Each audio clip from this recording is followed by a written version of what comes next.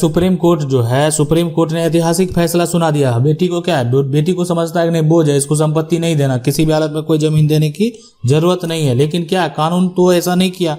कानून क्या कर दिया, कानून बेटी को जो है संपत्ति में, जमीन में, मकान में जो भी है, यानी पिता का जो भी संपत्ति होगा या दादा का जो भी संपत्ति होगा, सब में कानूनी तौर पर अधिकार दे दिया। अब ऐसे मामले जो है एक तरह से विवाद जब बढ़े हैं तो मामला सुप्रीम कोर्ट तक पहुंच गया। हाई कोर्ट का बहुत सारा मामला जो है देखने को मिलेगा, लेकिन कुछ ऐसे जजमेंट है सुप्रीम कोर्ट के, वो हम आपको बताएंगे।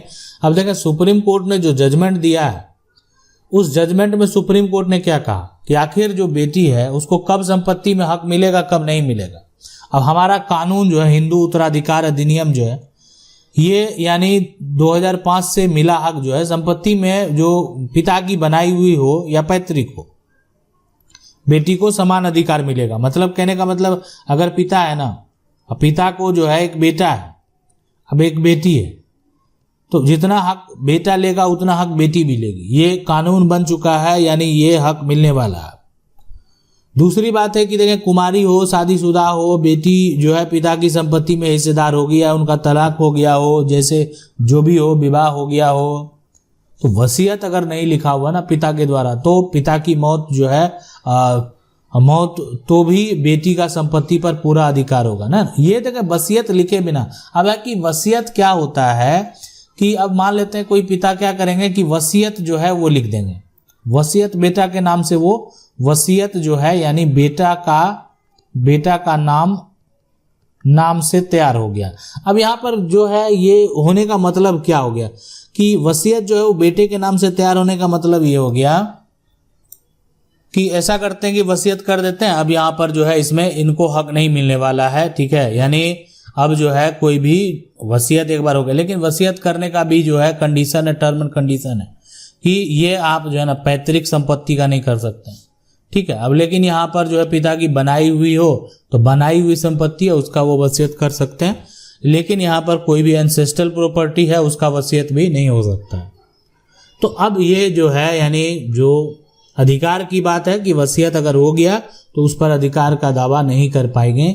अगर जो है कल को बेटी कल को दावा ये करना चाहे भी तो वो दावा करके संपत्ति प्राप्त नहीं कर सकते हैं अगर वसीयत कर दिया गया है। और वसीयत किसका होगा, बनाई हुई संपत्ति का, जो उनका अपना है संपत्ति निजी, उसी का वसीयत होगा। लेकिन वसीयत लिखे बिना अगर मान लेते हैं पिता चले गए तो पिता की मौत के बाद जो है पूरा जो संपत्ति है यानी बेटी का जो संपत्ति है उस पर पूरा अधिकार होगा, ठीक है। तो बेटी की शादी के बाद भी संपत्ति पर बराबर का अधिकार, यानी बेटों का बराबर जो है बेटियों का भी हक होने वाला है, यानी बेटों के बराबर जो है यहाँ पर बेटियों का हक होने वाला है। तो बेटों के बराबर जो है बेटियों का हक, कहने का बेटी की शादी के बाद भी संपत्ति पर जो है बराबर का हक है। अब यहाँ पर देखें ना, ये जो है ना कहने का मतलब है कि बेटी जो है ना बोझ नहीं है। अब ये कानून लाने का जरूरत क्या है, कानून लाने का जरूरत ये है कि आज अगर मान लेते हैं आप अपने बेटी का विवाह करते हैं, ठीक है, कोई अपनी बहन का विवाह करता है, लेकिन मान लेते हैं किसी कारणवश जो है बेटी हो या बहन हो, उसका घर या उसका पति, मान लेते हैं उसके पति की या तो मृत्यु हो जाती है या उसका पति उसको जो है छोड़ देता है, कोई भी कंडीशन अगर उत्पन्न हो गया, लेकिन मान लेते हैं कि उसके पति के पास कोई जमीन नहीं है, कोई प्रॉपर्टी नहीं है, उनका एक नौकरी था, जो है उनसे भी किसी भी प्रकार का कोई लाभ नहीं मिला, बहुत सारे सिचुएशन उत्पन्न हो सकते हैं। तो ये बेटी और ये बहन जो है कहाँ जाएगी। तो इसीलिए कानूनी तौर पर अब वहाँ का जो लोग है, वहाँ का लोग उनको सही से रहने नहीं देगा। तो एक सबसे सुरक्षित जो घर माना गया वो है पिता का घर, जहाँ पर उनका जन्म हुआ, और वहां पर एक जैसे बेटा का हक दिया गया, बेटियों का भी हक दे दिया गया। देखें बेटियां जो है वहां जाकर हक ले सकती है। अब बहुत ऐसा बेटियां मान लेते हैं वो विवाह ही नहीं करती, अब बहुत सारा लड़का है विवाह नहीं करता। आप देख सकते हैं कि देश में बड़े बड़े लोग हैं जिनका विवाह नहीं हुआ, या हुआ भी है तो वो अपनी पत्नी के साथ नहीं रह रहे हैं। इसलिए मान लेते हैं बहुत सारे जो एक तरह से बहनें हैं तो वो क्या करते हैं, विवाह नहीं करते। अब विवाह नहीं करते अगर, तो अब उनका संपत्ति तो खत्म नहीं हो जाएगा। तो पिता का जो संपत्ति है, कानूनी तौर पर पिता का संपत्ति में उनका अधिकार उनको दे दिया गया। देखें ये आपका भी अधिकार है और इस अधिकार को आप कभी भी जो है वो ले सकते हैं, इस अधिकार को आप कभी भी जो है प्राप्त कर सकते हैं। तो इसलिए ये अधिकार बेहद जरूरी है, यानी जो संपत्ति है दादा परदादा पूर्वज का, उसमें इस प्रकार से अधिकार लेना, अधिकार मिलना जरूरी था, इसलिए कानून लाया गया। और आज बात करेंगे सुप्रीम कोर्ट के उस जजमेंट की, सुप्रीम कोर्ट के उस फैसले की। अब यहाँ पर देखें कि जो बात करने हैं वाले हैं यहाँ पर वो है आत्मा, यहाँ पर जो है आत्मा प्रकाश जो है ना, आत्मा प्रकाश और बनाम जो है हरियाणा राज्य, हरियाणा राज्य।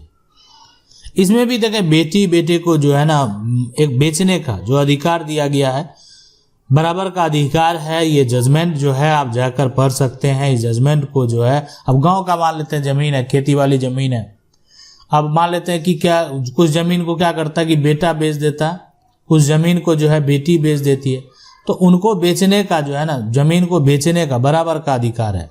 बेटा को भी बेचने का बराबर का अधिकार है, बेटी को भी बेचने का जो है बराबर का अधिकार है। और ये जो अधिकार है वो अधिकार उनसे छीना नहीं जा सकता। तो सुप्रीम कोर्ट ने भी इस जजमेंट में, इस फैसले में साफ साफ कह दिया कि देखें माता पिता का संपत्ति है, और माता पिता का अगर संपत्ति है तो इसमें बेटे को और बेटी को बेचने का उनका मौलिक अधिकार है, और ये अधिकार से उनको वंचित नहीं किया जा सकता है, और इनको इस अधिकार से वंचित करना उनके मौलिक अधिकारों का हनन है। इसलिए जो भी पूर्वज का संपत्ति है, दादा परदादा की संपत्ति है, यानी उस पर कानूनी अधिकार जो है बनता है, और वो अधिकार आप जो है कानूनी तरीके से प्राप्त कर सकते हैं। अब देखें हाईकोर्ट के फैसले की अगर बात करें तो हाईकोर्ट का भी बहुत सारा फैसला यहाँ पर आपको देखने को मिलेगा।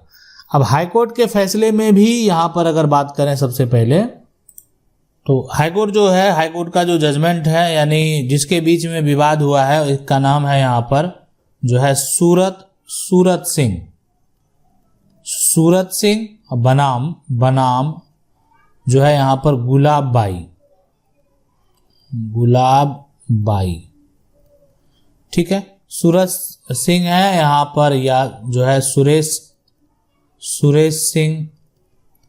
तो देखें ये जो जजमेंट है ना, यानी ये जो जजमेंट है, ये जो फैसला है, यानी गुलाब बाई जो है बाई और जो है सूरत सिंह जो है, ये जजमेंट है मध्य प्रदेश उच्च न्यायालय का 2024 का फैसला है, 2024 का फैसला है। और वो भी संपत्ति को लेकर, यानी अब मान लेते हैं ज्वाइंट प्रॉपर्टी में, अगर मान लेते हैं आज आप जो है घर का मालिक हैं, घर का मालिक हैं, सारा कमाई घर का आप रख रहे हैं, अब उससे पैसे से आप कुछ खरीद लेते हैं, कोई प्रॉपर्टी ही खरीद लेते हैं, तो वो प्रॉपर्टी अगर खरीद लिए, ठीक है, तो उसमें तो आपको हक देना पड़ेगा। तो इसी हक को लेकर जो है विवाद हुआ, प्रॉपर्टी खरीदने को लेकर, यानी जो है ज्वाइंट में, संयुक्त परिवार में क्या होता है, जब परिवार में बंटवारा नहीं हुआ तो जितने लोग हैं सभी का कानूनी तौर पर अधिकार होगा, और उस अधिकार से किसी को वंचित नहीं किया जा सकता, किसी को उस अधिकार से नहीं हटाया जा सकता, इसलिए कि कानूनी तौर पर सभी लोगों का अधिकार होगा।